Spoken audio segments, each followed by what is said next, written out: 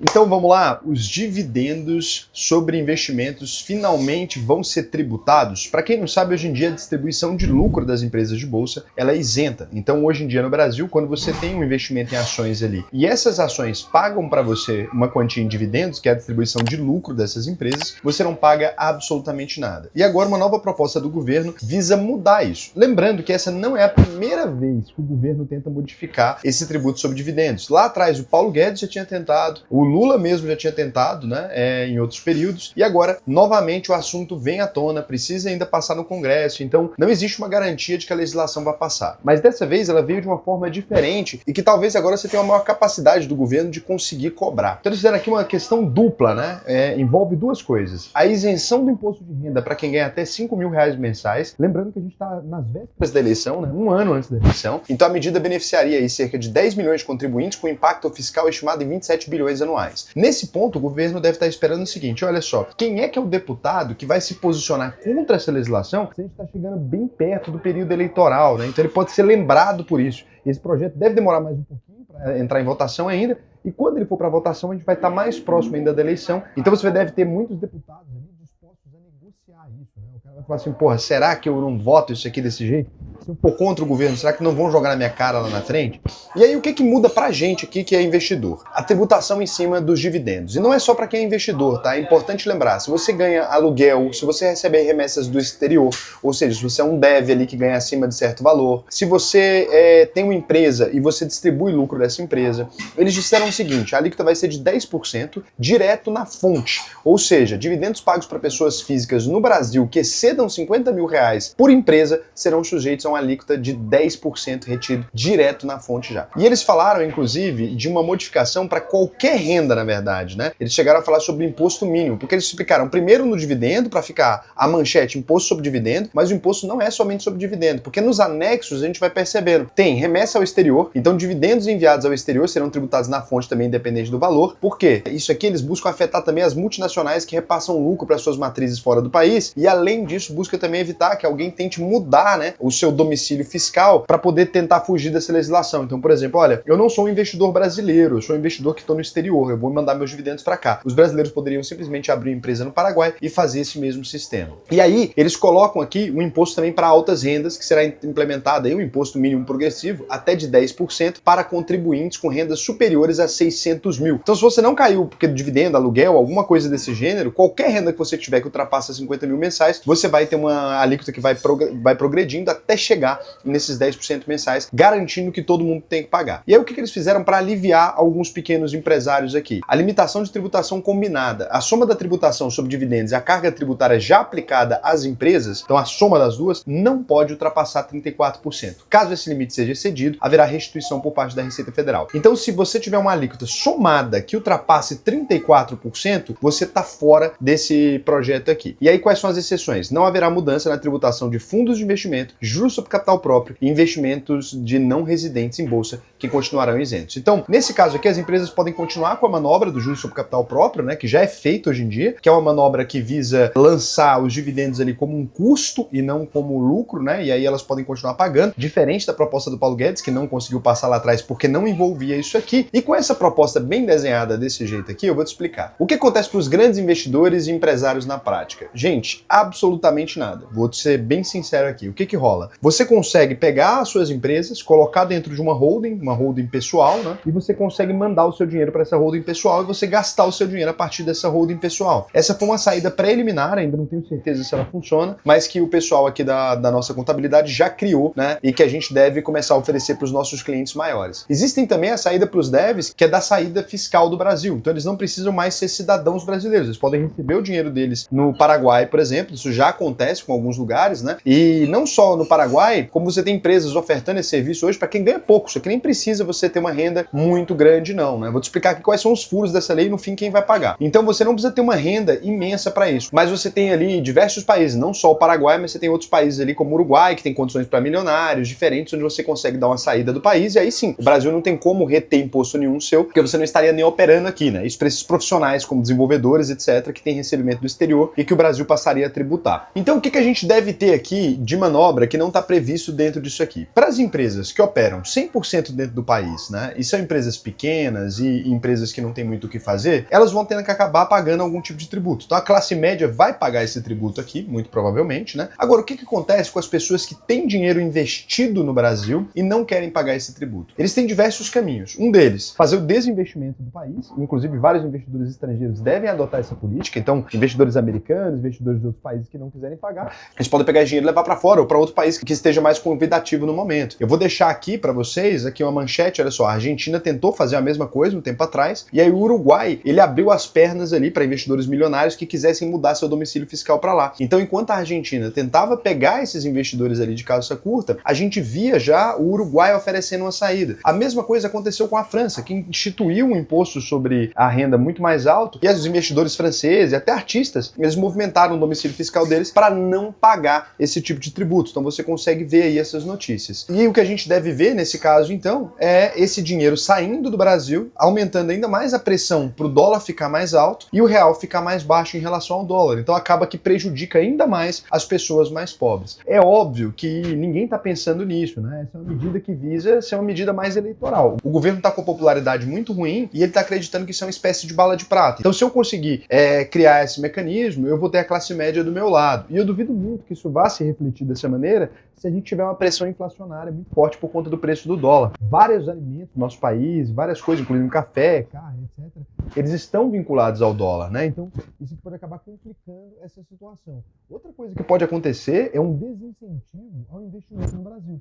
As empresas podem reduzir os investimentos que elas pretendem fazer no Brasil, multinacionais, etc., gerando menos emprego aqui, porque a carga tributária, né, a tributação corporativa mais o imposto de dividendos, pode superar a de outros países que são mais competitivos e até mercados melhores que o Brasil, que tem tido uma queda na classe média, né? Ou seja, tem tido uma queda no poder de consumo nos últimos anos. Então, a gente pode ver mais produtos que não vêm para o Brasil, que não é muito interessante, mais empresas que se recusam a abrir aqui. Pequenos empresários aí, que eles acabam tirando os lucros como dividendos em vez de salários, eles vão ter um incentivo menor aí para poder fazer essas retiradas, né? Então, nesse ponto aqui, não dá para dizer que é um desincentivo total. Se o cara tira menos dinheiro, o dinheiro fica mais no caixa da empresa, você até motiva ele a crescer mais. A gente já falou sobre isso lá atrás, né? Eu acho que é sempre bom quando tem uma contrapartida, então fala, olha, você não vai pagar imposto a mais, a gente vai colocar imposto sobre a distribuição de dividendos, porque o imposto na distribuição de dividendos, é que agora eu tô sendo bem sincero com vocês, porque eu tenho meu viés, claramente, sou liberal, sou contra isso aqui, mas é importante a gente estabelecer realidade nas coisas. Se você coloca o imposto no dividendo, o empresário tende a reter mais caixa.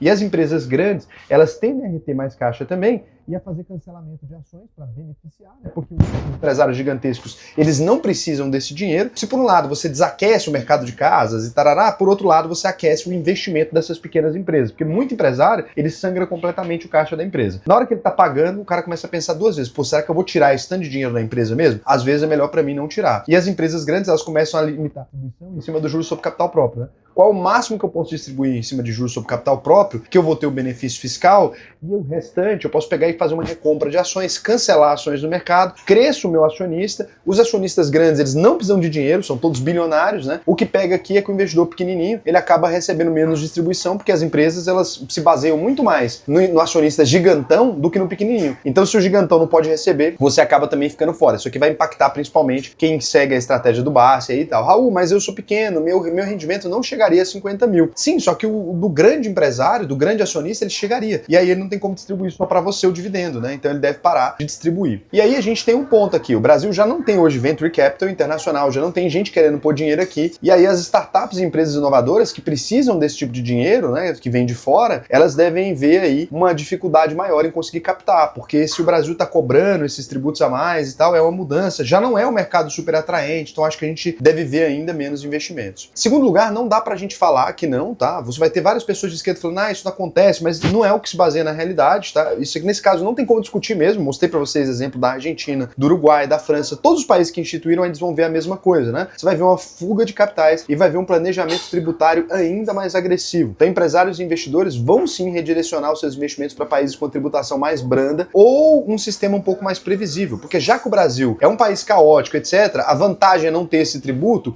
Se ele começa a ter o tributo, eu começo a olhar para outros países que têm a mesma oportunidade. O brasileiro já está olhando para fora, então também é uma coisa meio inevitável. O brasileiro cada vez mais ele está investindo no exterior, cada vez mais ele tem gostado de investir lá fora. Isso aqui deve acelerar. Não tem como questionar isso aqui. Qualquer pessoa que negar isso aqui é simplesmente negacionismo vazio, tá? A gente deve ver, pelo menos parte das pessoas, redirecionando os investimentos delas para outros países que sejam mais atrativos. Aí o povo fala, ah, não, mas o Brasil é o paraíso do rentismo, 14,25% de taxa de juros. Não é nisso que a gente está mexendo, tá? No Tesouro Direto não mudou nada. O que a gente está falando aqui é de tributação sobre ações. Então não mexeram em nada no tributo dos rentistas. Quem investe no Tesouro, quem investe em renda fixa, continua do mesmo jeito. O Tesouro Direto, que não ajuda as empresas, que não ajuda o país em nada, que simplesmente cria mais dívida, ele continua isento. Então os investidores internacionais podem continuar colocando dinheiro na renda fixa brasileira sem pagar absolutamente nada. O que mudou aqui foi o empresariado brasileiro fica menos competitivo. A indústria brasileira fica menos competitiva e ela já não era competitiva. Então, nesse ponto, não tem vantagem alguma. Você está tributando empresas, você não está tributando rentismo. Lembra disso. Porque vão tentar te convencer, ah, não, você está tributando o pessoal da Faria Lima que não faz nada, que fica só ganhando dinheiro de juros, que a taxa de juros é a mais alta do mundo. Sim, essas pessoas não foram impactadas. Vai ter um monte de gente que não entende do que está falando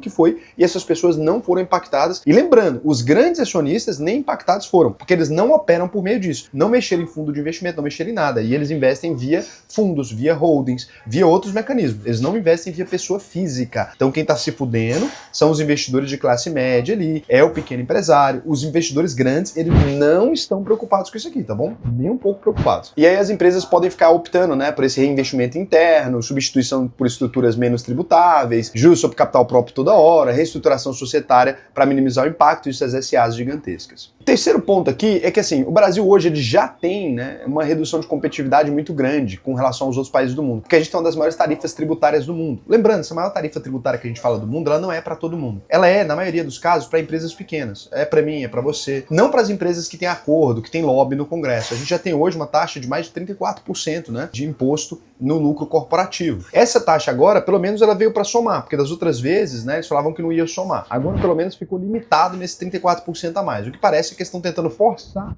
essas empresas que não pagam, né, a pagarem. O problema é que os concorrentes internacionais, eles operam numa jurisdição diferente. Isso aqui pode acabar complicando. Então o quarto item aqui é que isso vai ter um efeito regressivo, né? Eu acho que o governo não vai conseguir o que ele está tentando. Daí lá na frente vocês podem dizer, ah não, você estava mentindo, estava tentando me enganar. Ou vocês podem dizer, cara, acertou, miserável. Por quê? Eu acho que ele está tentando acertar as grandes empresas e ele vai ter um impacto muito maior nas PMS. O que eu vi hoje nos grupos onde eu tô, né? Eu conheço grandes empresários, meus clientes são grandes empresários e eu sou um pequeno empresário. Eu tenho 144 funcionários, né? Não tem nem 200. Eu tenho clientes com 3 mil, 4 mil. Todos eles hoje já tinham equipes inteiras estudando como é que faria, quais são os furos da legislação, já estavam me cobrando no investimento deles para onde que a gente vai, o que a gente vai fazer.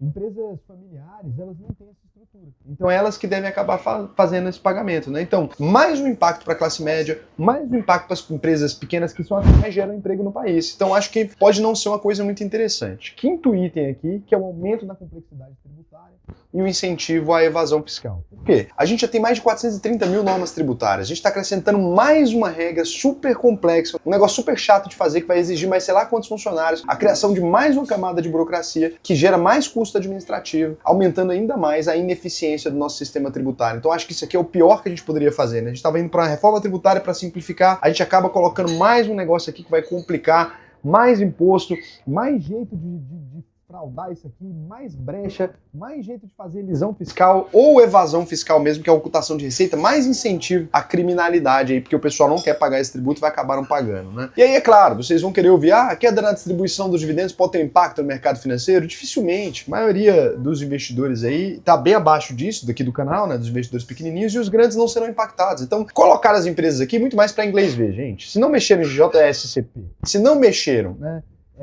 nas estruturas de holding, etc., que não mudou nada, né, para os grandes investidores. É simplesmente para inglês ver, porque a classe média vai pagar e você tem que criar um charme, né? Porra, os ricos vão pagar também. E a grande questão é que eu acho que não vai arrecadar o dinheiro, eu quero saber da onde que a gente vai pagar essa isenção de 5 mil. Então, se você me perguntar, do meu ponto de vista pessoal, porque você pensa assim, pô, o Raul tá defendendo isso aqui porque isso aqui beneficia ele. Pelo contrário, cara. Só hoje, né, no dia que aprovou a medida, se eu vou pegar aqui e abrir para vocês agora, quantas pessoas vocês acham que a mais procurou a consultoria? No momento que você tá com tudo em paz, com tudo tranquilo, ninguém procura consultoria, os ricos não procuram. Agora, só de divulgar essa informação hoje, a gente teve 900 novos pedidos de entrada na UVP Capital, ou seja, de pessoas querendo consultoria financeira para aprender a escapar disso aqui. É óbvio que é essa manchete, né? Então, assim, as pessoas vêm procurar meu serviço. Pelo contrário, eu ganho mais dinheiro quando isso acontece. E meus investidores pequenininhos, eles nem foram afetados, porque eles ganham menos de 50 mil de dividendos. Então, na prática, nenhum dos meus clientes foram afetados. Os grandes não vão pagar, os pequenos porque também não vão pagar porque estão fora da isenção.